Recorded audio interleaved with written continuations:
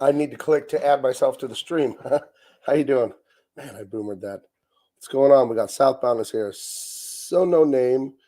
What about Only 64? How are you people doing? I just thought I would do a little stream. I missed a lot of Comics Hate Kings. I was talking to my buddy Philippe Briones, the illustrator for the book I'm doing for you guys. And I was talking to him at the exact same time Comics Hate Kings was going on. So I thought I'd come back here and show you guys a little bit of stuff I've been working on and stuff like that.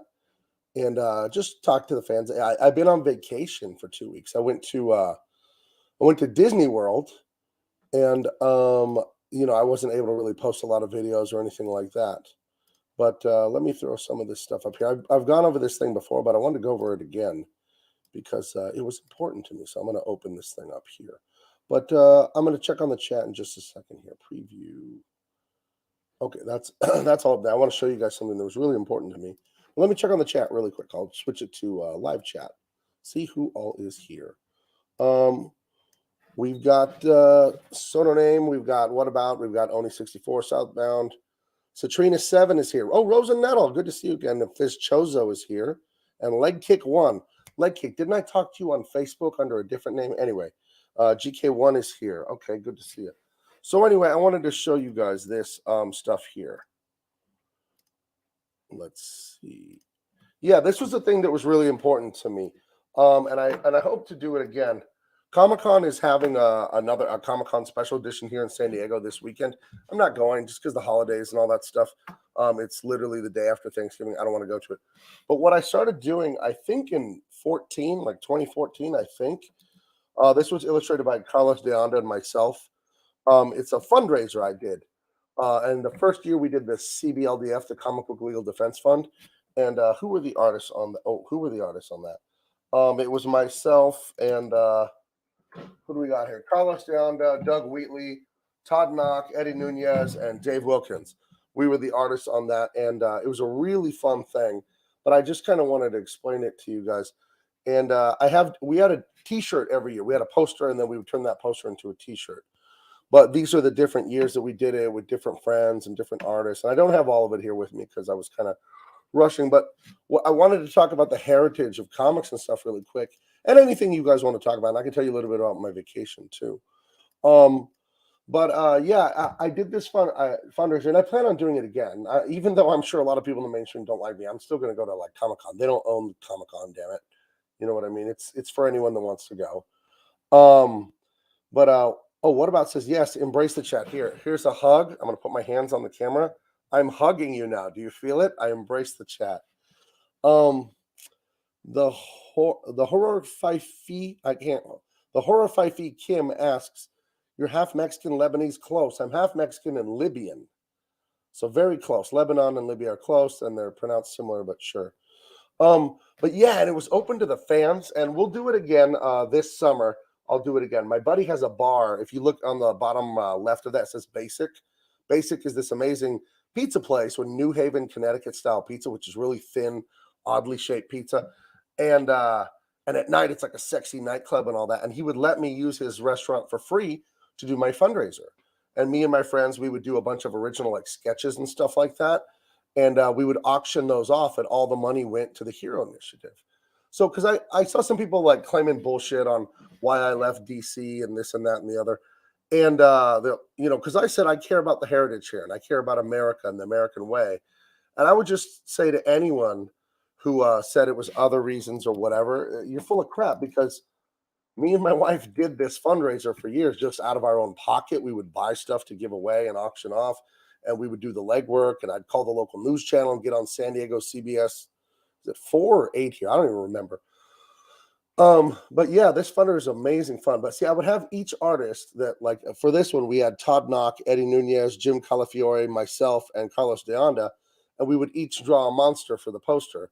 So Jim Calafiore drew the Mummy, and Carlos did the Frankenstein, and Todd Knock did the Jack-O-Lantern, I did the vampire.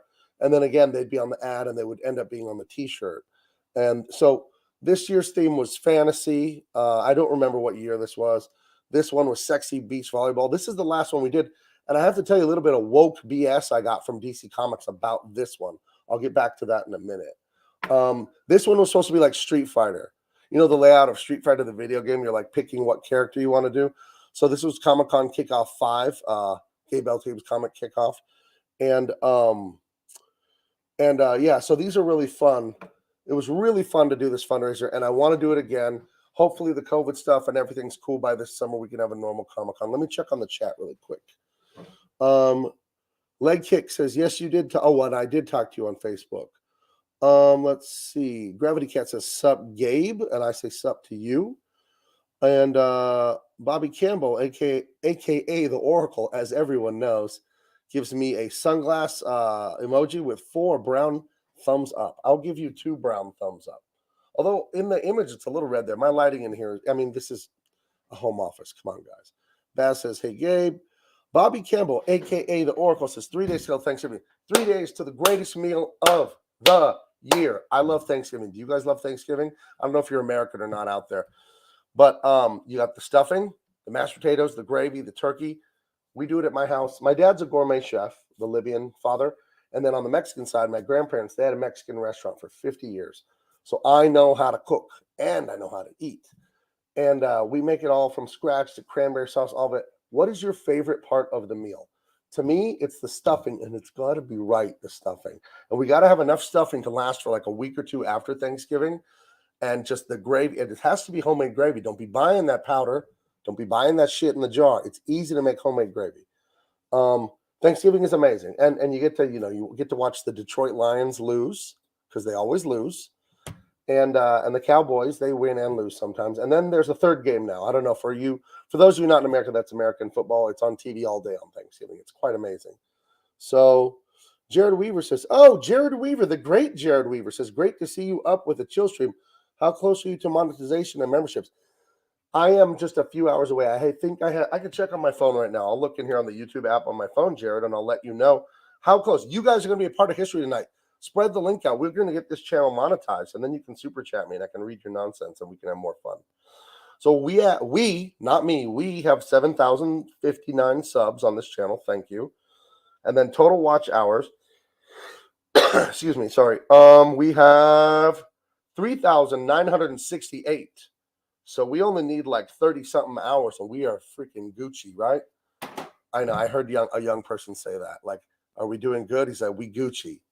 I'm 43. I'm still trying to hold on to being young. So a little bit, not in every way. Ever had broccoli casserole? Southbound asked. I have not, but I freaking love broccoli. It's delicious. So yes, and Jared Weaver was the winner of my entry on the auction. I did an illustration of the great Cecil. Let me find that illustration, because I already mailed it off to you, Jared, this morning. You saw I messaged you on Facebook. And Jared, if you ever do business with Jared, he's a man of his word and he pays his bills. He paid me within just minutes of buying it live on Ethan's channel in the auction. So I was in Florida and America and just like crossing the country for 2 weeks because it was my 25th wedding anniversary, guys.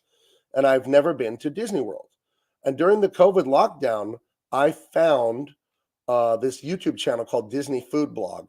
And I became obsessed with Disney World because the host on the channel, AJ Wolf, she's so enthusiastic and she loves Disney World. And it's so well done, and the music and the video. And I'd never even thought of going to Florida or Disney World. So my wife and I, back in July, we bought a huge package through Costco with plane tickets and a rent-a-car and a condo, basically, like a 1-bedroom apartment, and 4 days at the Magic Kingdom. And we'd never been to Florida, Mississippi, Alabama, all of that. Never really been to Texas. I've been to El Paso and Amarillo. And you remember how all those airline pilots were canceling all the flights. You remember, you saw that on the news if you're an American. So with about 2 weeks to go for our anniversary, I bought the package in July. So with about 2 weeks to go, with our anniversary is November 13th, I told my wife, I think we should cancel the tickets and just drive, because I don't want to get stuck in the middle of Houston when we're supposed to be holding hands with Mickey Mouse there. So we rented a car, and we didn't drive fast. We took it slow. We went to places we've never been. I've always dreamed of going to New Orleans because I want to go to Mardi Gras. I've wanted to go to Mardi Gras for years. But every year when Mardi Gras comes back, I always forget that I wanted to go to Mardi Gras, and it's too late. So we stayed in New Orleans. I went in the French Quarter and had gumbo in a real restaurant there. And we went, to Lake Pontchartrain there. I ate all kinds of Cajun food. There are these truck stops in Texas called Buc-ee's, and it's like the greatest thing ever. They have everything you can imagine, like just like all kinds of products, not just food, but then they're making food there. Like you can get homemade, like basically brisket sandwiches, all these breakfast burritos and tacos. I stopped at Buc-ee's like 6 or 8 times. One time I stopped at Buc-ee's for breakfast tacos and burritos, and they didn't have the brisket until 10:30. So I stopped at the next Buc-ee's like 3 hours later to get a brisket sandwich. I'm not ashamed. I will never back down from my love for Buc-ee's. So Pasta Master Dan says Buc-ee's. Yes, it is so amazing. So that's where I was for 2 weeks. That's why I wasn't really posting and stuff like that. I did do an interview on Newsmax. I posted it to this channel, like in my hotel room on the way home. I took 3 days to drive home. Oh, and my brother's kids live in Texas. I haven't seen my nieces and my nephew in about 4 years. I haven't seen them in person. I do Skype with them though. So it was really great to stop in Texas and meet with them. I got to go to the Alamo with my wife. I mean, we've been married 25 years. We had our daughter way too young. I was 18 and my wife was 20. I mean, I graduated high school and I was married by November, right? So if you ever want to know how old my daughter is, just ask how what my wedding anniversary is currently, and she will be that age a few months later. But yeah, so I had a daughter at 18. My daughter's 24. Do the math. That makes me a Mexican. Yeah, you win. That's an old joke I wrote for my daughter because she also does stand-up comedy. So yeah, I got to go to the Alamo and go inside the Alamo. I know this all sounds like boomer stuff, but I love heritage. As you can see right here, the fundraiser. I came up with this on my own with my wife to like, hey, this industry is freaking amazing. I make good money drawing for a living. I should pay it back. So I'm very, very proud of this. Not in a prideful way, but like humbled actually. I'm very humbled that I got to do that kind of stuff. So it's really cool. Let's see if there's any questions. Oh, but Texas, shame, shame. Whataburger is trash. How dare you say it was better than In-N-Out? I was so excited to try Whataburger. They were everywhere, like beautiful flowers, populating the sides of the road as I drove through America's Texas. I ate at a Whataburger and it was as bad as Jack in the Box. It was as bad as Burger King. Are you kidding me? I literally took 3 bites. I bought a big triple Whataburger, and then I bought a green chili Whataburger and some onion rings so I could get like a feel for the menu. And my wife and I each literally took like 2-3 bites, and we went out to dinner with the nieces and the nephews. Terrible. Shame on you, Whataburger. In-N-Out. I can get to 2 In-N-Outs from my house within 5 or 10 minutes, depending on traffic. I live in San Diego, for those of you that don't know. Let me check on the chat, though. I don't want to ignore you guys. I love you guys. I gotta say, Comicsgate has the best community of fans. You guys just like, you're smart people. You love comics, and you just love to be like nice and have fun and all that. Zippy the Unicorn says, "Happy anniversary, Gabe. I hope that it was Gucci." That's right, baby. Zippy, when you come, you want me to send you the link, Zippy? Are you ready to be Zippy on this show? I'll have you on anytime. Just let me know because you are hilarious. For those who don't know, follow Zippy on Twitter. He's a very funny. He or she is a very funny person. Pasta Master Dan says, not that great. You better be talking about Whataburger. Jared Weaver says, what? Whataburger is great. In-N-Out was the most disappointing. How dare you, Jared? I'm going to take that package back that I mailed you. No, I'm not. Should have got the patty melt Mo Fantasy. I saw that on the menu and I wondered, but I didn't get it. What about says Five Guys is good. We have Five Guys out here in California. It's pretty good. Drew with Comic Seed says that's a flip and meat coma. I didn't eat all of it. I ordered all of it, but I literally took 3 bites. I took 1 bite of the triple, 1 bite of the green chili, another bite of the triple to make sure it wasn't just a bad bite, and I didn't eat the rest of it. We just threw it away. Nasser Rabati says back Creepsters on Indiegogo. Okay, that wasn't a super chat, but he got me to read it. Let's see. Scorpion Ninja says nothing beats a 4x4 protein style with animal fries for me. That sounds delicious. My kids are off to Chick-fil-A right now. They took daddy's credit card and they just took off. So, not credit card, bank card. Why would I put a burger on a credit card? Jeez. Pasta Master Dan, Whataburger has fries like Steak and Shake. Lame. Animal style fries. So no name says, yeah, that's right. Leg Kick One says, we are white supremacists, LOL. I don't know what that's a reference to, but I know you don't mean it and you're mocking. So, I know you're joking. Like that's sarcasm, like, of course. Let's see. Leg Kick One says Portillo. Portillo's is better, or is it Portillo or Portillo's? Is better than both. What is Portillo's? I've heard that name, never eaten there. The Horo 5 Kim says, have you ever tried Shake Shack? I have tried it twice. I had it in Vegas on the Strip, and it was horrifically bad. But that could have just been because it's Vegas and it's fast and the workers are too tired, because they're crazy fast. And then I had it here in San Diego and it wasn't much better. But I got a hot dog. So that's on me for ordering a hot dog at a fast food place. I don't know what I was thinking ordering a hot dog. So I will give Shake Shack one more try. 3 strikes and you're out, baby, though. That's my rule. I haven't eaten at a Taco Bell since college. And for me, that's like 2000 or 2001. I don't really like fast food. I really don't. Because again, I told you guys, my father's a gourmet chef for almost 50 years, and my grandparents owned a Mexican restaurant and tortilla factory for almost 1954 to 94. The tortilla factory was La Famosa Tortillas. So I grew up eating really good homemade food. So I don't put up with garbage. Let's see. Have you ever tried the shake? Kick Nasser? I'm glad we got that on my channel finally. Pasta Master, we got a Portillo's. Portillo's or Portillo? I don't know. Scorpion Ninja says Chick-fil-A is my best fast food restaurant, hands down. I agree. I also consider Panera fast food. I know it's fast casual, whatever nonsense, but those are my ones I go to. Is Chick-fil-A? They have a Cobb salad, delicioso. Am I making you guys hungry? I already had my dinner. The Chad Gabe Elte versus the Virgin Tom Taylor. Dude, Tom Taylor couldn't carry my jock. That wimp, he blocked me on Twitter. Whatever. I call him the dollar store Fred Durst. I get such a kick out of that. I'll show you let me open this thing here and I'll throw it up on the screen. This was my, where the hell was it? Oh yeah. This was the cover to my last video I put up, that Newsmax interview I did while I was on the road coming home from Florida. I put, that's the thumbnail. You probably can just see it on the page anyway. But it was dunking on the Dollar General Fred Durst. I like the little 99-cent on his head. That's touching there. All this woke stuff is so much nonsense. So much nonsense. These white saviors, and I'm not saying white like I'm racist against white people, but I think that they are racist. Some of these white liberals, where they're like, oh, little brown man like me, they're gonna save me because like apparently brown people are too stupid to like, they're gonna tell me, oh, all those white people are racist and hate you, and they're gonna like tell me what to think and do as if I can't function on my own. That it really is like a self-aggrandizement Tom Taylor and these just disgusting liberals do, where they're like these gods and they talk down from their ivory tower to you about what is or isn't true. But I do like I like Dollar Store Fred Durst, but Dollar General is, I was looking for a logo online. I don't know. Oh, Leg Kick tells me it's Portillo's. Okay. And now Scorpion Ninja says it's Portillo's. We got to fight in the chat, guys. What all did you color on Wraith of God? Just the interiors or the promo art too? Southbound asks. I'm coloring the whole shebang. Sorry. Aaron sent me more pages today, and they look beauteous. That's a word I just made up. You can have that for free. Let's see. Gravity Cat says, I live in the sticks in the northern East Coast. Are you a Mainer and have no good food places? You do. You got your kitchen at home. Fajita. What is fajita? Why are you saying that, Pasta Master Down? I don't know what's going on in my chat here. Let's see. Uno de estos días says, here in Panama, we have Taco Bell, and it's a guilty pleasure of mine. On fast food, we have McDonald's, KFC, Burger King, but the King is a national brand. Pio Pio. Pio Pio is like a national brand.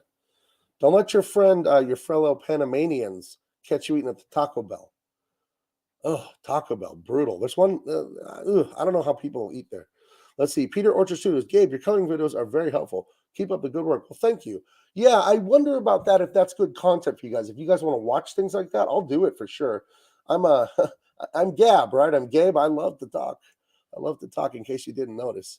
Eli Munoz says, yes, these white liberals act like there's no crime in the hood. I was there. I saw it. Yeah, that's the most infuriating thing. Like Black Lives Matter. No, that's a horrible thing that's racist against Black people. Absolutely. It absolutely is. To tell them that they're being oppressed and all this stuff and just treating them like they're lesser. That's horrible. They dehumanize them with the freaking condescension. I can't stand that crap. Let's see. Right. Oh, so Crusader Quotient says white liberals are the most racist people around. Racism in the guise of charity. Absolutely. And I don't think it's racism, but it's like by accident. Now let me explain it here. It's still evil, but really what it is they've made themselves a god. They went to college, they got all their degrees, and now they will give us pearls of wisdom from their mouths. And because they're a god and they must be praised at all times, That's why they do this virtue signaling stuff, that they're going to help everyone with representation and all that. And that's a racist idea too. To say that I need to see a half Mexican, half Libyan superhero to like understand him is just stupid. I wanted to be Han Solo when I was 7, and as far as I know, Harrison Ford, that's a British name, right? I'm not British at all. I don't think. Maybe there's some grandpa way back there that snuck one in, but I doubt it. So let me check on the chat though. The only thing Tom King did entertaining was Elmer Fudd versus Batman, narrated by Neil Adams. Look it up on YouTube. Yeah, that's the thing. Let's be fair. Like your Tom Taylor, your Tom King, you can see that they understand writing and they're good writers, but the wokeism and the leftism and all that, it prevents them from really just writing and being free. You know what I mean? Wokeism or whatever, liberal, this crazy liberalism, it's anathema to art. It's the opposite of art. Art is about truth and beauty. That's what it's about. My next prepared video, my next recorded video is that's what it's all about. I'm going to be touching on that topic. And I like doing those tight videos, like 4 minutes, just make a point, get in, get out. But yeah, my very next one is, I think it's called like SJWs make ugly art because they're ugly people. You know, and I don't mean physically ugly, although there's some humdingers in the blue hair crowd. But yeah, I think if you just have a lot of negativity and rage and haughtiness, where you're this, overeducated God, then that's what's going to come out of you. I'm a Christian. I won't force it on anyone else. But it does say in the Bible, out of the abundance of the heart, the mouth speaks. So whatever you're filled with, that's what's coming out. You know what I mean? So, but yeah, when we say the white liberal, we're not talking about white people are racist. That's a bunch of nonsense. There are racists in every race. We all know that. There's good people, bad people in every race. We're not racist around here. I'm not. I don't tolerate that. Because again, I'm mixed, because I say Mexican and Libyan, but that ain't even the truth. My dad's mom, my grandmother on the Libyan side, she's Turkish. So I'm actually a quarter Turkish. Then on my mom's side, it's like my grandmother, the Mexican one. Well, she's Mexican, but her dad was a Syrian Jew. And her mother's Native American and Spanish. And my grandfather's Mexican, but he's also Basque. That's like the mountains between France and Spain. It's a small group of people up there. So I'm all kinds of stuff. So to me, racism is always, and then my mother's Christian and I'm Christian, but my father's Muslim. So to me, all of this like identity politics and dividing people by their group, it's not only racist and bigoted and stupid, it's illogical and unscientific. Because what group can you put me in? I have so many different backgrounds within me. Which author was it? Kurt Vonnegut, I believe, that said, I contain multitudes, right? And all of you out there do too. I can't just sum you up as bisexual or female or black. That's not what you are. You're many things. And most of what you are is what you do, your actions. Like, who cares about the color of your skin? I care what you're going to do as a person. Let me catch up on the chat here. So we'll take the dollar store Fred Durst down. See you later. Well, it's 99 cents. He's on sale. We get 1 penny off. So buy Tom Taylor. But let's see. Leg Kick One says, yes, I agree, Gabe. Their politics is about absolute restriction, is an absolute restriction to their creativity. I wrote an email to Greg Rucka. I was working with him on Lois Lane. And issue 6, Lois Lane's father has died, and she's going to the funeral.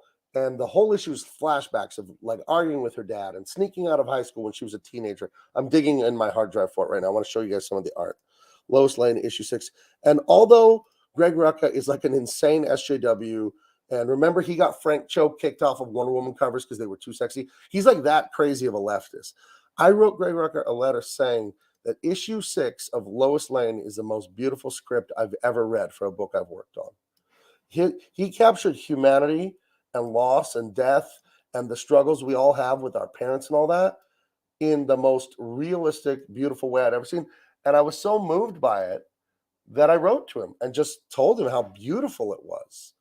And so you see that these people that are like messing this business up and writing this crap, they're more than capable. Not all of them, but my God, this issue of Lois Lane. I mean, this funeral here with the raindrops, so dramatic. The father's got the flag on the coffin. This was just, so that's a flashback to something else. But her funeral and all the dialogue and the reactions and how Lois handled it and arguing. I think her sibling or cousin shows up at the bar afterwards. And, and she's just crushed. I love the artwork too. But I colored this book for a few issues, and then mysteriously I wasn't working on it anymore. So that's a whole other thing. Let's check on the chat. Let's see. Scorpion Ninja, we're a land of mutts. It's ridiculous to think a group as an absolute. I'm just American, that's it. Damn right.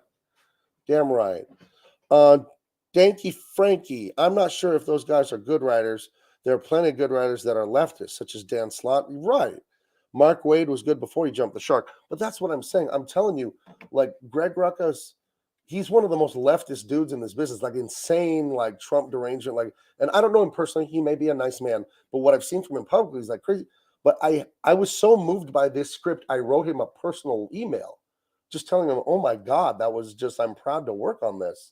And they're in the restaurant and the bar and just talking about loss, and she's holding the flag of her father, and the big grimace and the tears and all that. And it was just so damn well written. I don't know. But let me check on this here. But I can't think of anything Tom King has written that is any good, Danky Frank says. I wouldn't know. I haven't read too much of it. Scorpion Ninja, I can't believe he's that insane. I loved his Punisher run. Who are we talking about there? You'll have to let me know who you're talking about, Scorpion Ninja. Leg Kick 1, the last great DC book I read was Man and Superman by Marv Wolfman and art by Linnell Yu. Isn't Linnell Yu a treasure? Golly, he's good. He's amazing. Beard Gasmatron says Rucka Brubaker Gotham Central is great. It is fantastic. I remember getting those from the library when I was in college.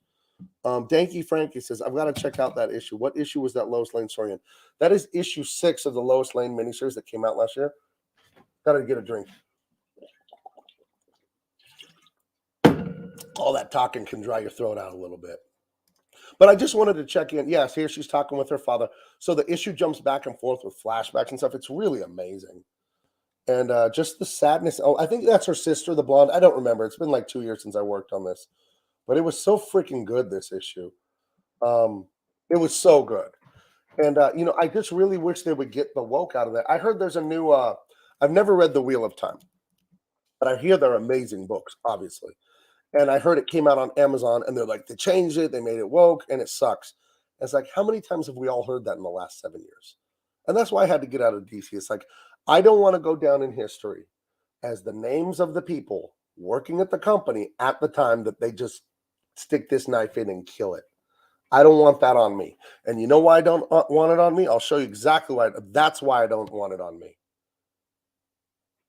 Because I care about legacy. And that's why I went out of my way with my wife to create a fundraiser out of thin freaking air. You know what I mean? We created a fundraiser and give money to the CBL, to the HERO Initiative. First it was CBLDF. And that's why I had to get away from wokeism.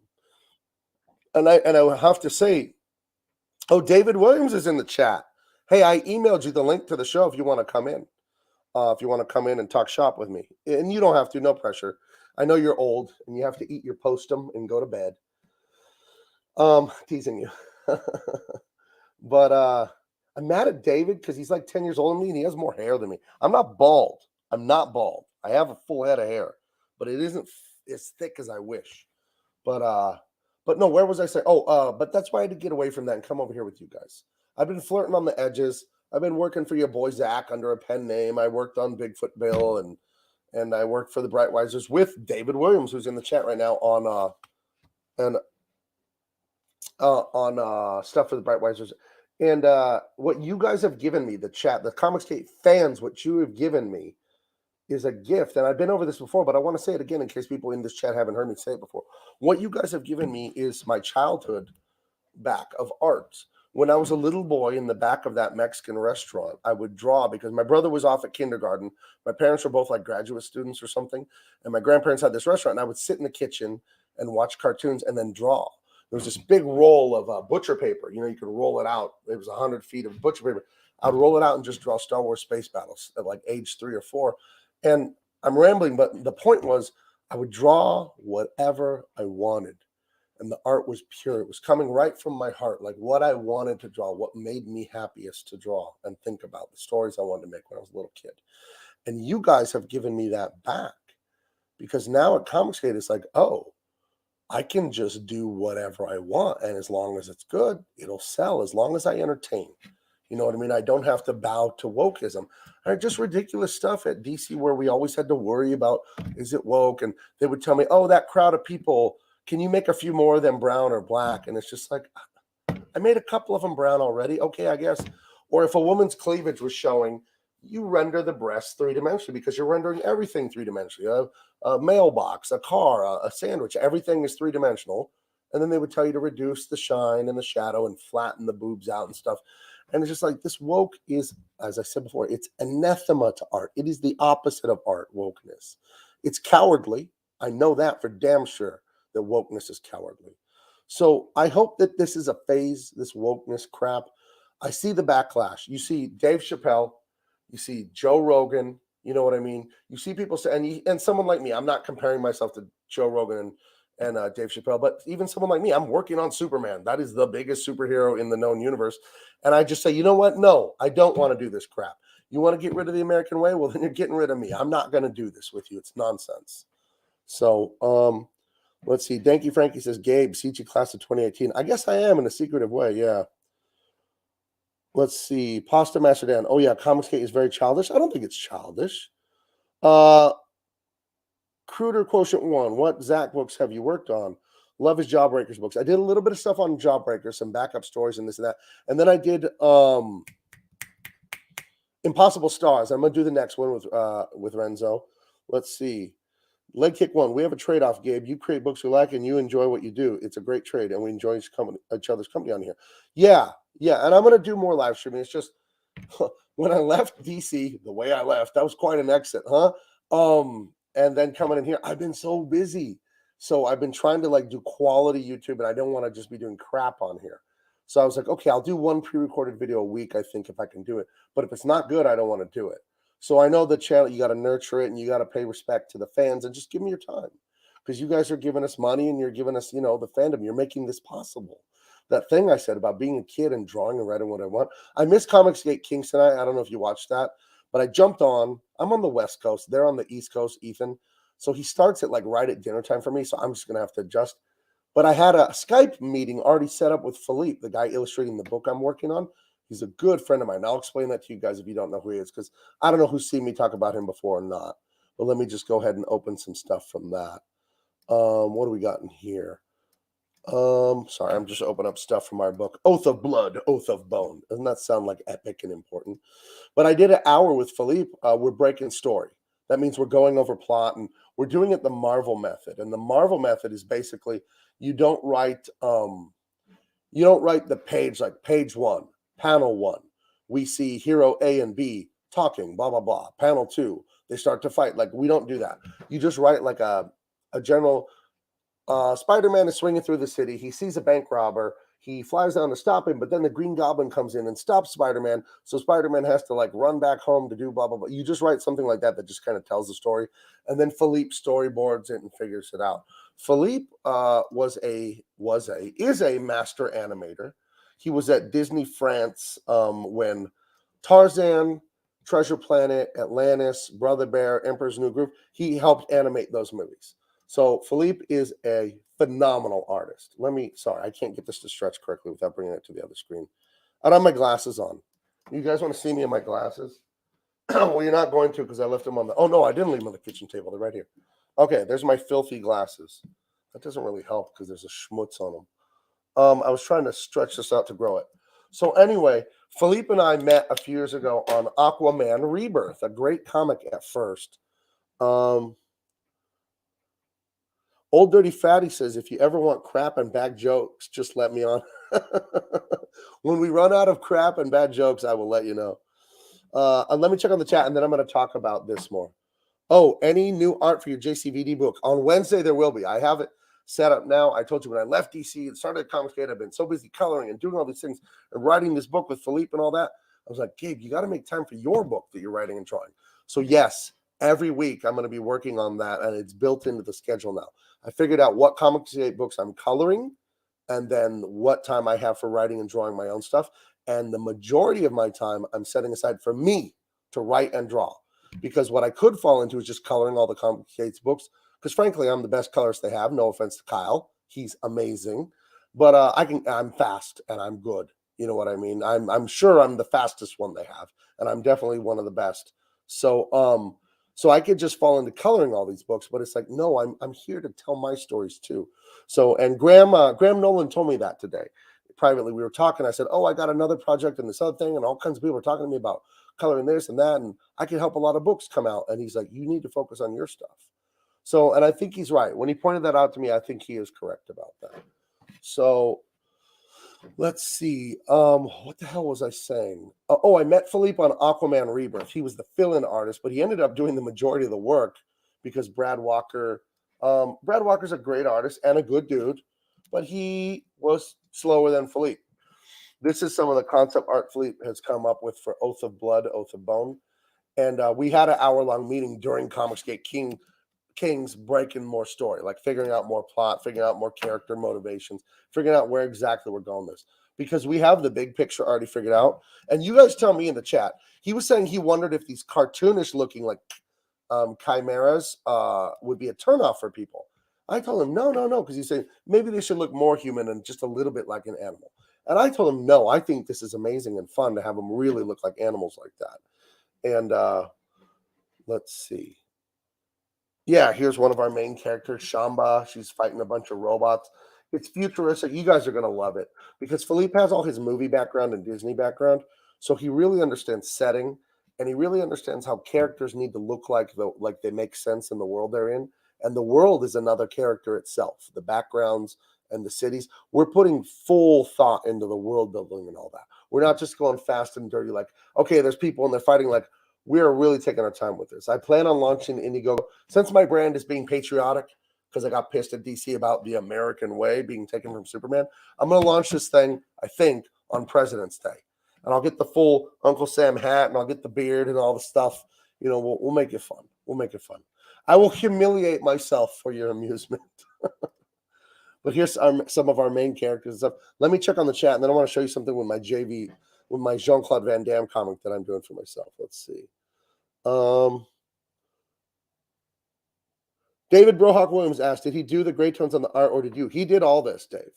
This is all Philippe. You don't even know. Philippe is a beast from another planet.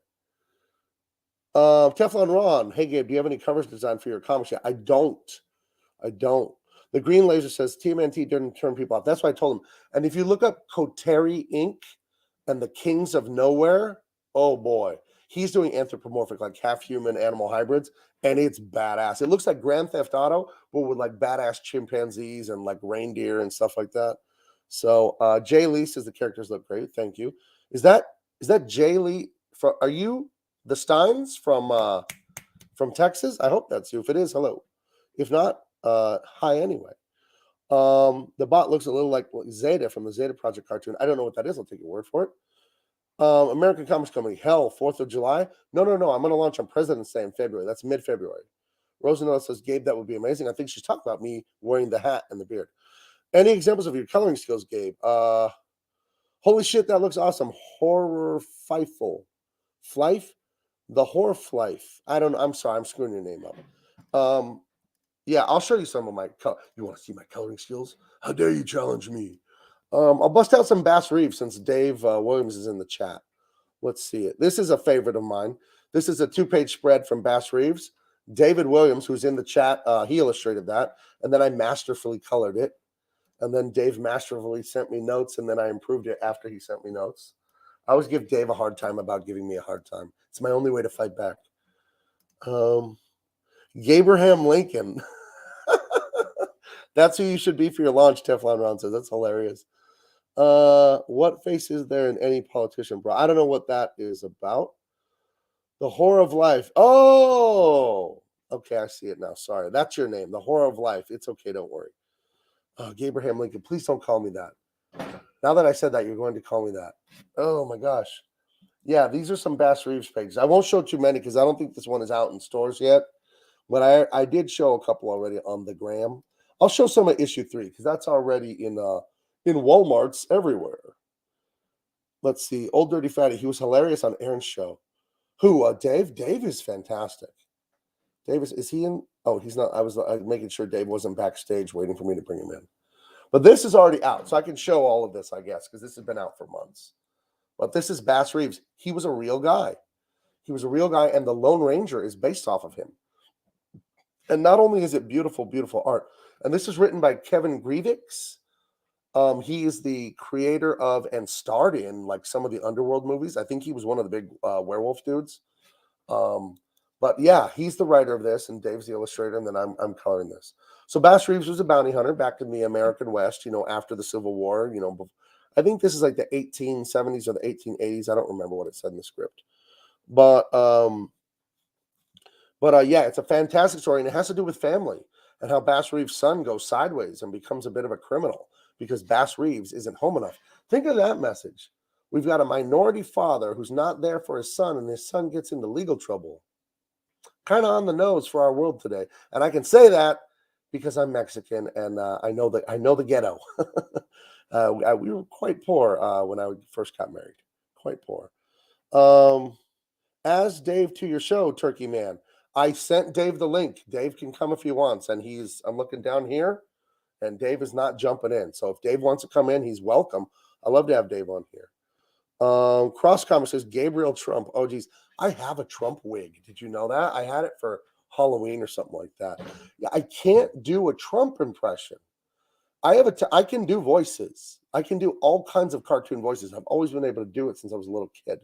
I can't do Donald Duck. I can make the noise, but I can't talk while I'm doing that. That's frustrated me since I was like 7. But I'm not going to do cartoon voices right now. But I can do a bunch, but I can't do Trump, and it frustrates me. And I can't do Arnold. I can do a Stallone, though. See, I'm going to screw up my Stallone right now, but I do a really good Stallone when I watch Rocky. I just watched Rocky 2 the other night. But, David Williams says he can't come in because he's eating his dinner. David, pick up the plate, go like this, and dump it in. Green or red, Dave? That's what they say in New Mexico, for those you don't know. Do you want green or red chili on your Mexican food? And Dave is a New Mexican. I drove through your state, though, Dave, and I didn't get to visit yet because I wasn't driving to your house. But we talked about that. But, yeah, let's see. Old Dirty Fatty says he did bounty hunting into his older ages, and he wrote it in all caps, so it must be very important to you that he did that. He holds the records for most bounties captured all the way up to our time, Leg Kick One says. Yes, I heard that. Isn't that amazing? Mighty Joe says, didn't he co-write Underworld? I'm pretty sure he created it. You never know in Hollywood like who actually writes the script because there's 500 hands in the pot. Is that an idiom? 500 hands in the pot? That's not a thing. I wonder if they made a movie of the Bass. They will. I can feel it because this comic book is out right now. But also there's like I think there's a book that just came out. Isn't it great how Dave draws Bass too? All like wiry and like he's like a coiled spring, like he's just gonna hit someone. You know what I mean? But and there's great family moments in this book, and yeah, it's just how important fathers are for sons is what I think Kevin is really focusing on in this, and there's a lot of morality, what is right and what is wrong, and it seems like Bass is a man of principle, but he's coming across a little too sure of himself in some things, and he has to be told that your son's important too. He needs you around here, so he's not getting up to naughtiness. Leg Kick One says green salsa, Gabe. And I went red. Enchiladas are red to me because I went to a restaurant in Las Cruces. My brother's divorced, so the stepdad of my niece and nephew and all that I visited in San Antonio on my drive back, he recommended a restaurant because we had dinner with them so I could see my nieces and my nephew. He recommended this restaurant in Las Cruces, so we stopped there. It was pretty good. My grandparents had a Mexican restaurant for 50 years, so I am the ultimate authority in Mexican food. You will not disagree with me. San Diego has the best Mexican food in the country, by the way. And I'm not kidding. San Diego has a unique style of Mexican food. Oh, sorry. When I reduced the window, it turned it into that. San Diego has a unique style of Mexican food that you can't even get in Los Angeles. It's really good here. We have a thing called a California burrito. Imagine, a burrito about this big, filled with carne asada that's just chopped marinated beef. And then it has guacamole and sour cream and cheese, but it has French fries. My son loves these damn things. But yeah, California burrito is a San Diego thing. Jay Lee says there's a History Channel documentary that's about him. Yeah, I feel like there's a Bass Reeves movie coming. Because like Jay just said, there's a history documentary, but I know there's a new book or something that I just saw someone randomly talking about online somewhere. And then we've got our great book. And one thing I'm very proud of about Bass Reeves, I don't go to Walmart because there's not many in San Diego. But the few times I've been to a Walmart in the last year, can't find Bass Reeves. The Breitweiser's books, there's 4 titles. There's Norris Saga, there's The Futurists, there's Bass Reeves, and there's Red Rooster. And they're in a cardboard rack on the edge on the edge of an aisle in Walmarts everywhere. And so when I've been to a Walmart in the last year, about 3 or 4 times, I've always gone up to the rack and they never have Bass Reeves. Makes me feel very good. That's the book that's either being stolen or sold. Let's see. Oh, Leg Kick 1 with the controversial question. Chili Verde or Chili Colorado? Chili Colorado. My grandma had this recipe with the sliced beef, the homemade red sauce, and she would put green beans in it. Oh, so damn good. I haven't had a good tamale since she died. Nobody can make tamales. Damn it. Oh, the tamales you people are eating are a disgrace. We would make the corn like, okay, you have giant 50-pound bags of corn, and you pour like 3 or 4 of them in these kettles, right? Then you take a cereal bowl with lime. Lime was going to eat the outer shell of the corn and fill it with a garden hose. This was all in the back of my grandparents' like tortilla factory. You put it on there and you turn the fire on low, and then you come back the next day and the corn it is boiled and is eaten off the husk, and then you put it in the grinder and you get fresh masa. Masa just means corn dough, and it means dough in Spanish. And then you just add a little bit of salt, and then that just goes through the press that cuts out the circle shapes for the tortillas, roast them over the fire, and oh my God, the corn tortillas. You imagine being a little kid growing up in the back of a Mexican restaurant, and it was all homemade food. So you could just get a hot tortilla off the rack, like a flour or corn, whatever's coming off the conveyor belt on the machine, run into the kitchen and dunk it into that orange beef grease for the taco meat. I kind of feel sorry for the customers, though, because I'm dunking in there and eating. Nobody saw me doing this. I was like a 5-year-old.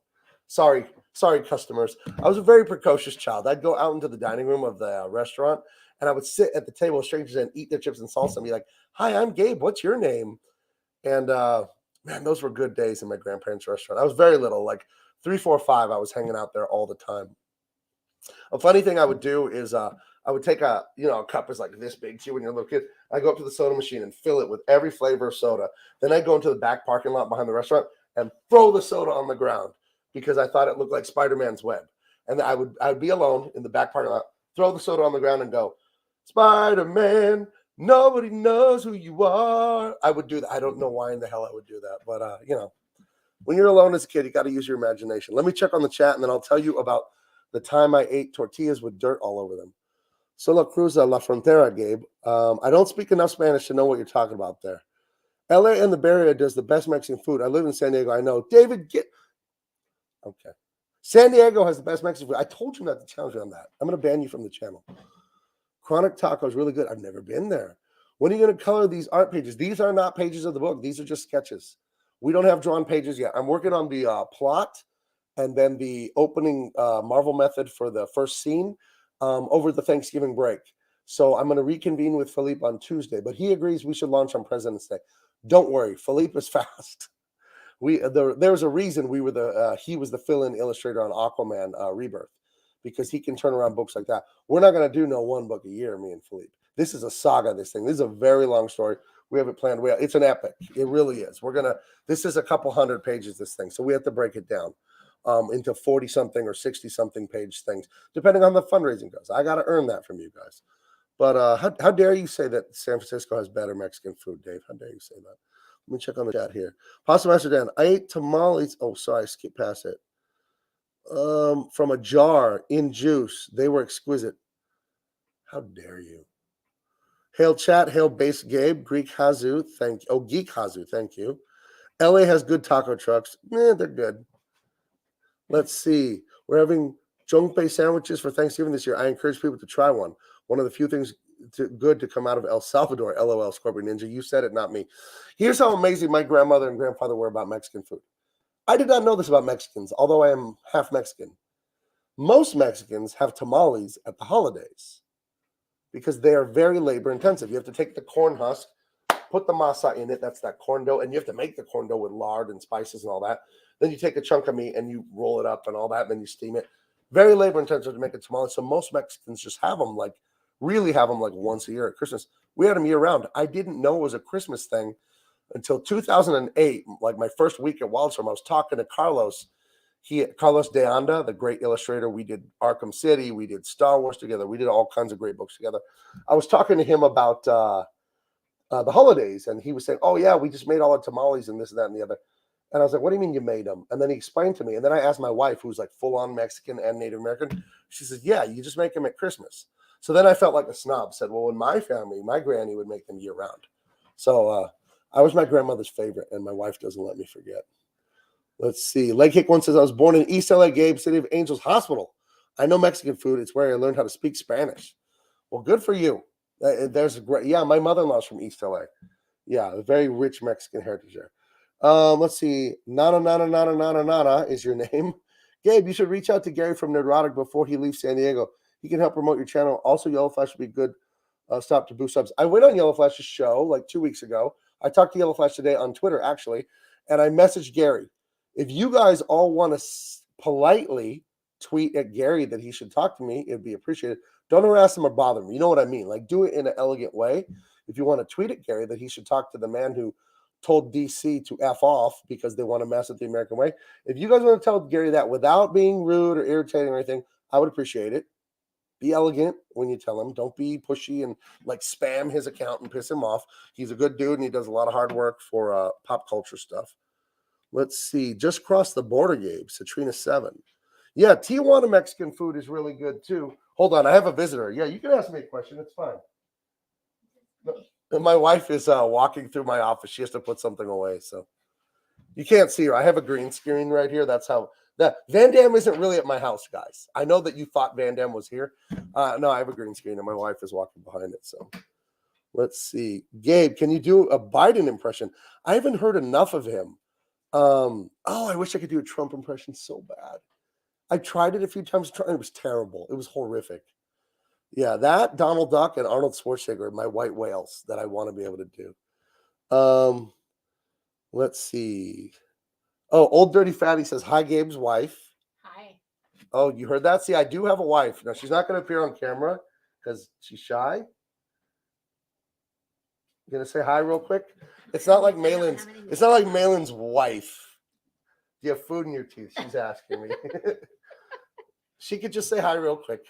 I can't reach. Yeah, she's a lot shorter than me. Rock Crin says, Mexican food is my favorite. Does anyone know where JCVD is from? He is the muscles from Brussels. How dare you ask a question like that? So they said, "Hello, Gabe's wife." Nana says, "Hi." What a name there. I have to say all those. I'm going to just call you Na. That's too many. I'm sorry. Seldrin TJ says, "Oh, hi." And Danky Frankie says, "A Biden impression is an Al Roker impression are very similar." Oh. I know Biden is all like tired and airy, but I'd have to hear him to try it. I think it's an easy impersonation, though. I think it is. I just have to hear him talk a little bit. I could just start babbling nonsense, and then I would sound like him. Cross Comic says he can do Donald Duck and Arnold. Damn it. I'm going to get Arnold one day. I can do like 3 words as Arnold. Kevin Pollak is a great comedian. I think he was in The Princess Bride is what he's most famous for. And he had this great bit on his show where he said, you could really do an impression if you can do it in 1 word. Hold on. What do you need, wife? Oh, I was just going to say I was wearing my Bucky shirt. Oh, my wife wanted everyone to know she's wearing her Bucky's Truck Stop shirt. Are you guys all happy now? That's not what I meant. That's not what you meant. It's what you said. Okay, we'll see you later. David Brohawk Williams says, "Get to the chopper. Come on, do it." See, I can't do it. Do it now. I can't do it. Fraga does it perfect. What was I talking about before she interrupted me with her truck stop t-shirt? Just say, "My butt's been wiped." Is that the Biden impersonation? Geekazu says, "Hi, your husband is awesome." I am awesome. The picture of the green screen, that's breaking electric boo-boo. No, it is not. Someone else said that. That is from Kickboxer. That's from Kickboxer. When his master takes him to a bar and then tricks him into getting drunk and then fighting Freddie Lee's henchman because he's going to fight in the tournament later. He wants Freddie Lee and all them to like see that his guy can fight. So, yeah. Gabe has a real wife. John has a fake wife. Yeah, when I saw fake wife written, I saw it written in the chat before I knew the story and heard about it. I said to myself, who's fake queef? I'm not even kidding. I thought that's what someone was writing. Um, Kevin Pollock said that's what I was talking about. Kevin Pollock. He said he could do a Liam Neeson impersonation in one word, and I can do it too. Here we go. Bananas. It was bananas, but it was Liam Neeson. I watched Darkman like 3 weeks ago. That is a great 90s movie. I want my books to feel like that. I'm going to bust out my JCVD thing real quick. And I'm going to go in a little bit here because I think I've been going for an hour. It's really fun talking to you guys, though. But Beef Law is coming. I have it on the schedule to start drawing more of it. I already have written the plot. I already have it written out, and the plot is done. It took me about 4 tries to write it, but I've got it. And it is tight. Gosh damn it, Gabe, can you do this or not? And it's a great 90s action movie. It's like the best of Steven Seagal and Van Damme and all that. And this is the first shot here of Maximilian Volkov. He's in an underground pit fight in Hong Kong, just like Van Damme movies. And he's got a twin brother, just like Van Damme movies. His twin brother's Alexander. I found out there's a real MMA fighter named Alexander Volkov. There's literally a guy fighting right now that has the same name as this guy's twin brother. And Beef Law, the family gets in trouble with the Russian mob and the Chinese mob. And this brother, he doesn't talk to his family anymore. He's very bitter at the dad for some stuff we'll reveal. And the other brother, Alexander's like convincing him, you got to come back. These thugs are messing up the family business and this and that. And he finally comes back. He trains the younger brother how to fight again because the younger brother used to train and all that. And they take on the bad guys. And it is 90s action perfection. Let me check on the chat. And then I think I might go unless you guys want to keep asking me questions. Let's see. Grim Jim 666 says, LOL, Darkman is a gold mine of memes. It's absolutely that. Let's see. American Commerce Company. Gary is a bit of a, pissing contest with EVS over an event with Zack Snyder. I follow them both and would like to see them get together and aim in support that they do personal choices. I don't know what you're talking about, pissing contest with EVS. I have no knowledge of any of that. That's pre me being full on CG. Pre-me, full CG. That rhymes, and you know it rhymes. Did anyone know the link to the wolf and tiger fight video that was playing in Shane's campaign? No. Who's your daddy and what does... Who is your daddy and what does he do? See, I can't do an Arnold. You know what I should do, though? I should just do a bad Arnold all the time. Get your ass to Mars. You guys seen Total Recall? The old one, not the new garbage one. Dude, sign me up. JCVD and Seagal, a man of taste, I see. Oh, I love 90s action. I'm 43 years old, so I was in middle school and a high schooler when all that was happening. And I have old Beef Law. I drew up to page 20 already. I'm a way better artist now, and I rewrote the story and stuff, so I'm not going to use those pages. But I started working on it a year and a half ago, and I drew a bunch of it, but I wasn't CG, and I'm like, how am I going to sell this thing?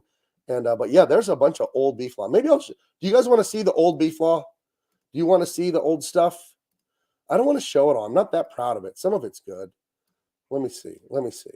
Open with preview. Okay, I'll show it. But this is not what's going to be published because this is old stuff. But it's all pit fighting and stuff. It's all pretty badass. Yeah, see, I did a bunch of it already. Let's see. Yeah. But it's going to be more exciting, more dynamic. This stuff here, I was working 3-4 books for DC and stuff, and I'll like a panel like this. I would end up doing a lot with color here because the background's open and their figures open. I didn't put any heavy shadows on these guys, and I probably should have because they're under like sports arena lights and stuff. So I do really think that this art is way better than this art, and it's only a year difference. But I was out of practice drawing because I've been coloring comic books for so long. So like I said, I think this is a solid drawing. But again, where's the dynamic heavy, like the heavy blacks and all that? And we just have this like streaky background. So to me, that's not enough. Like this is like to this point, my life's work. It's all been culminating to Beef Law for me. When I was a child, one of my favorite things to do was stupid movies. My best friend is a little Filipino guy, shorter than my wife. I'm a huge dude, by the way. I'm 6'4", almost 290 pounds of muscle. My wife is 5'2" or 5'3" or whatever. She'll get mad because I don't remember. But my best friend's a Filipino guy, and he's like 5'3" or 5'4" or something like that. And we would do stupid movies. We'd be riding the bus home from school, and I said, "Hey man, you want to do stupid movies?" We'd traipse over to the video store and we'd rent whatever garbage, and it's not garbage. Van Damme, just Rambo, and just you guys ever see what's the one with Mark Dacascos and they do Capoeira? Is that the best of the best? No, Only the Strong. Oh, that's such awesome 90s action. And then Steven Seagal. Steven Seagal's first 5 movies are amazing. It goes off a cliff after that, but the first 5 are actually really good. And so this is like beef law stuff here, and it's going to be way more dynamic. I think this illustration of Hong Kong is fantastic. I posted this online like a year ago, and a Chinese woman who works at DC Comics, I can't remember her name, she said, "Wow, I feel like I'm home," because this is Victoria Harbor in Hong Kong, China, and that's where a lot of this is taking place. But yeah, beef law is exciting, and the beef part comes in. The family runs a butcher shop, so you got the Volkov family, you got the father Gregory, the mother Alexandra, the sons Alexander and Max, and they were poor and they were in Russia during communist times. And they, when the wall fell in '91 and communism ended, they emigrated to Hong Kong, a Western place, because Hong Kong was British, right? And then there were some other Russians that came along too, and they were old mafia dudes that the dad Grigori knew. And our guy, he's gotten into some bad debt and stuff with these guys, so that's why they're beating up the dad and doing all this stuff. But the stakes get even higher. We get into some stuff with like the CIA and some really bad stuff to just make it more exciting. Because I think your heroes are only as heroic as the problems they're facing. So not only are we facing local Russian gangsters, then there's big time Chinese gangsters, and then some CIA stuff, and it gets big time. And of course, you're going to have the Mac 10s and the Uzis and all those guys with like, a ton of hairspray haircuts in there. And the bad guys always miss everyone. And you got action down by the docks, by all the semi trucks and all that. It's a love letter. This book is a love letter to '90s action movies.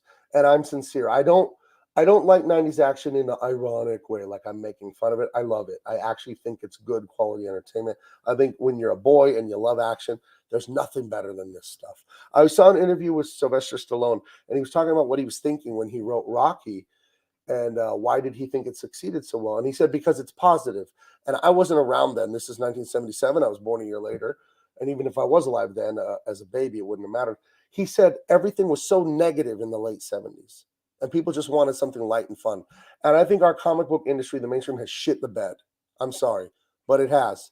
And everything is hateful and ugly and insincere and afraid of vulnerability. Do you know what I mean? Like, these people are so worried about the writers, your Tom Taylors, all these people.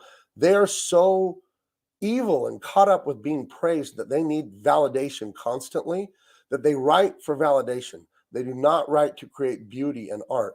And what I want to, like, look at this page I have here. What am I trying to say with that? I'm trying to say adventure and excitement.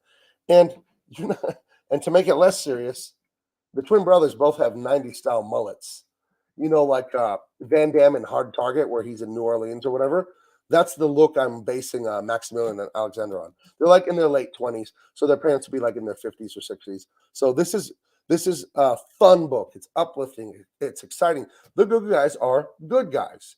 They're not like Deadpool, where they're like a bad guy, but then they fight a worse guy. My guys are good guys. You know what I mean? And I really believe in that. And the bad guys are bad guys. You know what I mean? We still have moral quandaries. We still have all that stuff.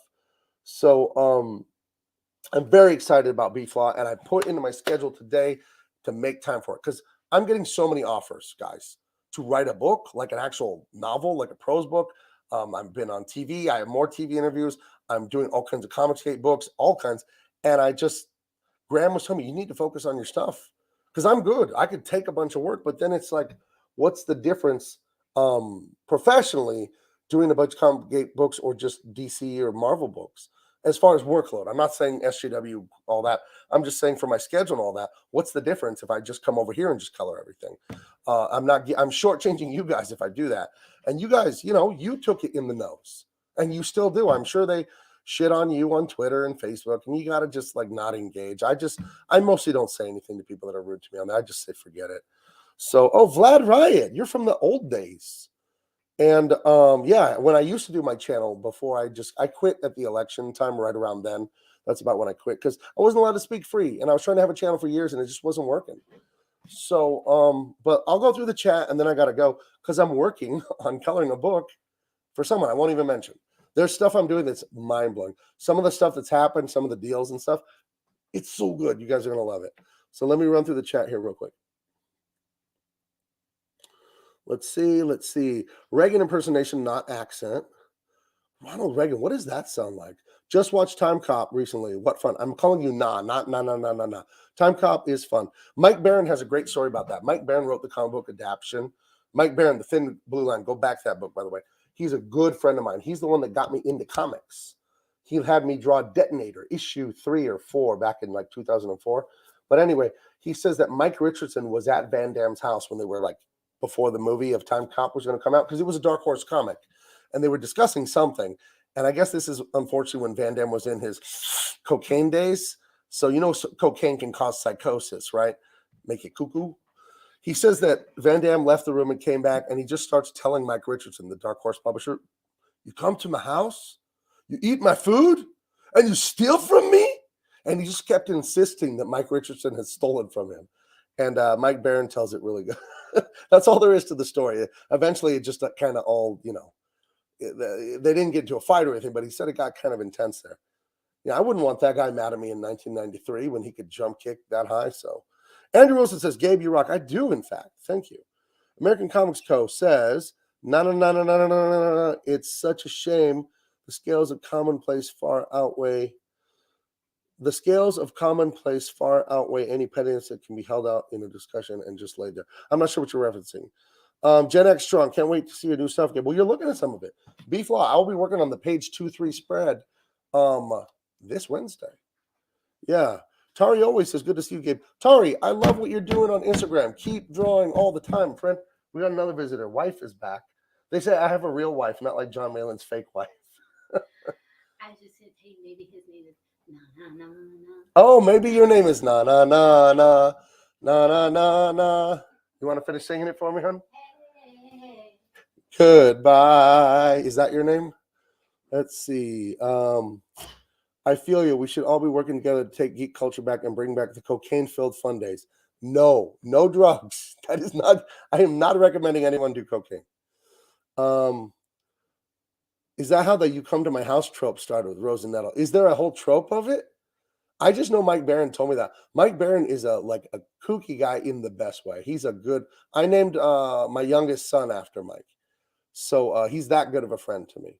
So, Danky Frankie said John is so jealous that Gabe has a real wife. That's funny.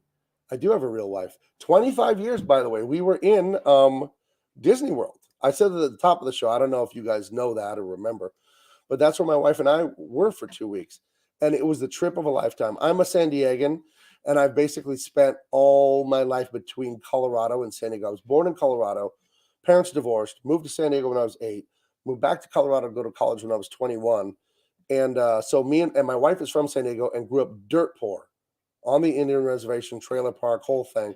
She's the first person in her family to get a college degree. Okay, extreme poverty. And so neither of us have traveled much. I've been to Hawaii twice, but everything is West Coast for us. Never been to South. I've been to Texas, but like just for a second. But it was fantastic to go and see the Alamo in San Antonio, and see New Orleans, and just see everything. It was so cool. And to go to Florida and feel all that insane humidity. And I'll show you one. Okay, now we're going to go into, that it's that old trope in television where you're showing people slides of your vacation to bore the shit out of them. Well, you're not bored. You're excited to look at me and my wife in front of the 50th anniversary castle at Disney World. Isn't that cool? I think it's cool. I am a huge fan of Disney. And not like those people where Disney is their whole personality and stuff. As a child, I love art. I've explained this to you guys. I love model airplanes and dioramas. And if they didn't make a toy I wanted, I would make it out of Legos or clay or cardboard, and action figures I wanted they didn't have. And that's what I love about Disneyland is that they call it the theming, the fake, pirate cave or the fake haunted house or the fake whatever. I'm in awe when I walk in there. I'm sorry, my nose is itching on the front. I keep touching it. It was that cocaine thing I did. I didn't do cocaine. I was making fun of someone for doing it. I don't do drugs. I've actually never tried that kind of stuff. I don't. I was raised very, very, very Christian, and it was just not even up for debate in my house growing up. You were not doing drugs ever. So no mushrooms, no acid, no nothing for me. So Ryan McAmus says only mental health workers can snort cocaine and smoke weed. I disagree, but you're welcome to have your opinion. But anyway, I love the theming in Disneyland because it reminds me of building model airplanes, of building the dioramas I made. And I just love being creative all the time as a kid. So when I walk into Disneyland, I'm like, I can't believe they made a Tarzan jungle house, where they have a Mark Twain riverboat, like steamer paddle boat that's, 3 stories tall. Like, to be transported to other worlds, I think is magical. I think it's so amazing. And to see the South, to drive through Mississippi and Alabama and see all that, it was just beautiful. I told my wife, we were laying in bed the other night. We just got home Friday night, I think. And it was like 1 or 2 nights ago. And I was telling her, I can't put my finger on it. I can't articulate this. And I still kind of can't. But I told her, I feel like life will never be the same after we took that trip. And I mean it like in a good way. And I realized, like, yeah, I guess I just spent all my time between Colorado and San Diego, and I haven't seen the world. I went to Washington, D.C. when I was 7. I've been to Chicago twice, but to drive, and we drove from San Diego to Orlando, Florida. That is 2,400 miles. And we drove because of all the cancellations of the plane flights. Let me check on the chat. Let's see. How do you afford to live in San Diego? I'm barely getting by in California. It's cheaper in this county. I don't know. I have working at DC Comics. I have a very good job. I'm very good at making money, and my wife has an amazing job too. She's like a big time accountant, and we're not in debt. You know what I mean? And that's one of the tricks they do to people. They get you in that damn student loan debt and the credit card debt. And believe me, we were. And if you can get out of debt and get your bills all down, I'm not giving you financial advice because I'm not qualified to, like, legally or whatever. It's the debt trick, man. All those college degrees, they're not worth it. But how do I afford to live in San Diego? God blesses me. We have abundance. We're doing great here. And we bought our house in 2016, and we were it was on a dip for whatever reason. The prices were low. So we've done really good. Let's see. Allison Danta says, old Disney is pretty cool because they tried to take dark stories and turn them into something light and good. Good old times. Yeah, I just think the magic of original Disney, not what it's turned into, woke Disney. I think original Disney was amazing. I think just I saw a special on PBS. It's like a 3 or 4 hour documentary about Walt Disney and the origins of that, how that all got going. And I just was so moved. Like, this is my guy. I was walking under the Epcot, that spaceship Earth, that big ball. The big ball. Here it is. I'm going to show you another picture of me and my wife. I was walking under the big ball at night with my wife. We were leaving Disney World. It was our last. We'd been there 4 days. We were leaving, and I was like, not in tears. I think I got dust in my eye. I was looking at the ball, and it was glowing because they have it all crazy and glowing because it's the 50th anniversary. It does all these light shows. And I said to my wife, when I see stuff like this, I think anything is possible. Look at this guy, Walt Disney. He's just a guy. He's just a guy from Kansas. He wasn't born a billionaire. And look at all this joy and all this wonder and all this stuff he did. Like, and when I see it, I'm like, I can do it too. Here it is. Here's my wife in front of it at night. It's amazing right now what they're doing there. And again, I know there's woke and leftism and all this crap going on at the Disney company. I'm solely talking about the art itself. The art itself just moves me. And I was walking right under that ball about a week ago, telling my wife, when I see that, I think anything is possible. Anything. And I'm thinking about all of you too. I know that any of us can do this stuff if you just stick to the plan, you know. Let's see. Na says Gabe's childhood reminds me of mine. If it didn't exist, I would make it. I Lego and construct Star Trek dry dock and refit Enterprise. That's hilarious. Posture Master Dance's debt is prison. It is, and it's a damn trick. Let's see. But yeah, I that's why I want to make art, because I don't know. God put that in me. I'm just driven to make it. It's so beautiful. It makes people feel like it connects you to life and why this all matters and why it's real and what we're doing here and all that. It really does. I feel like making art is play acting at what God really does when he creates things. And it's nowhere close. I'm not blaspheming here, but it's like, it's a treat. It's a gift. My daughter's a comic. She's done stand-up comedy in Hollywood at the Comedy Store. That's the famous club. Jerry Seinfeld, like, everyone's been at the Comedy Store. And she did it here and all that. And I told her that art is holy. Like, we have a responsibility with art to not do it wrong, to do it bad, to do a half-assed job and be lazy. Like, art is a gift because you can touch someone so deeply in the middle, just in their heart with art. And I'm not being sanctimonious. This is true. You've all felt it. You watched the movie and you wanted to cry, or you've just seen a painting or a statue or something, and you're just moved because you're like, I'm here. This is real. This matters. And I'm telling you, I was walking out of Epcot and getting ready to go to the car and then go home to California, and I could feel it under that glowing ball of the Epcot ball. And I said to myself, I will never forget this moment in my life. It was so beautiful, you know? Let's see. Pasta Master Dan says, God has a sense of humor. He made a platypus. That's hilarious. Na says, Walt had a real vision. It sucks his brother didn't, and it slid and became profit-driven. Well, people and systems and people and organizations and companies, they do become victims of their own success. We know that. Like, I remember studying all about Genghis Khan. I love this podcast called Hardcore History. Check it out. He does these amazing deep dives on all kinds of warfare from the millennia, Romans, American, World War II. But he did this great thing about Genghis Khan and everything he did.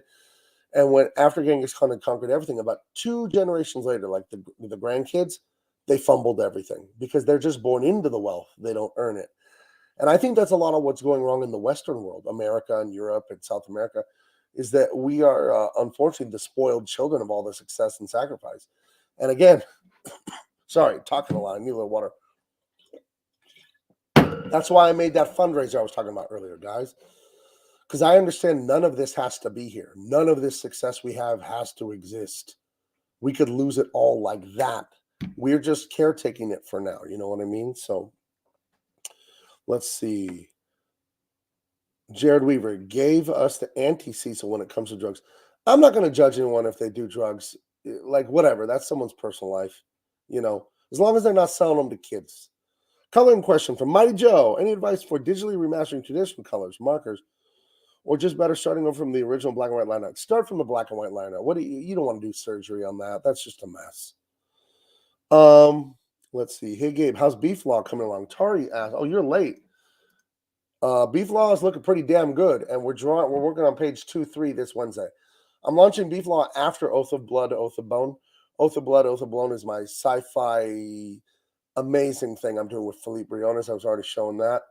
But Beef Law will be coming, probably launch the funding in the spring. Oath of Blood, we're launching President's Day weekend. So I'm going to get the full Uncle Sam hat and beard and all that stuff.